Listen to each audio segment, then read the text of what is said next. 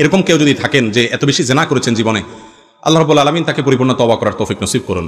ভাইরা আমার, আল্লাহ তাআলা কোরআনে কারিমে বলেছেন, লা তাকনাতু মির রাহমাতিল্লাহ ইন্নাল্লাহা ইয়াগফিরুয যুনুবা জামিআ। তোমরা আল্লাহর রহমত থেকে আশা ছেড়ো না, আল্লাহ তাআলা সকল অপরাধ মাফ করে দিবেন যদি শিরকে আকবার না করে থাকেন। এমনকি শিরকে আকবারও যদি করার পরে আপনি মাফ চান, তওবা করেন, আল্লাহ সেটাও মাফ করে দিবেন। অন্যের হক যদি মেরে থাকেন তাহলে সেক্ষেত্রে তারটা ফেরত দিতে হবে, তারপর আল্লাহর কাছে মাফ চাইলে সেটাও আল্লাহ তাআলা মাফ করে দিবেন। এই জন্য যদি কোনো যুবক জীবনে অনেকবার জেনা করেছেন এমন হয়, আশা ছাড়বেন না যে আপনাকে আল্লাহ তাআলা মাফ করবেন না। অবশ্যই সেও যদি তওবা করে, তওবায়ে নাসুহা, তওবায়ে নাসুহা বলতে ওই তওবাকে বলা হয় যেই তওবা হলো খাঁটি তওবা, যেই তওবা জীবনে আর ভঙ্গ করে না, মরণ পর্যন্ত ধরে রাখতে পারে, আর জীবনে সেই কাজে আর সে যায় না। এরকম খাঁটিভাবে যদি কেউ তওবা করতে পারে, আল্লাহ রাব্বুল আলামিন তার সব গুনাহ মাফ করে দিবেন ইনশাআল্লাহ। ডক্টর খন্দকার আব্দুল্লাহ জাহাঙ্গীর রাহিমাহুল্লাহ বলতেন, ইবলিসের স্কুলের প্রথম ক্লাস হলো মানুষকে নিরাশ করা।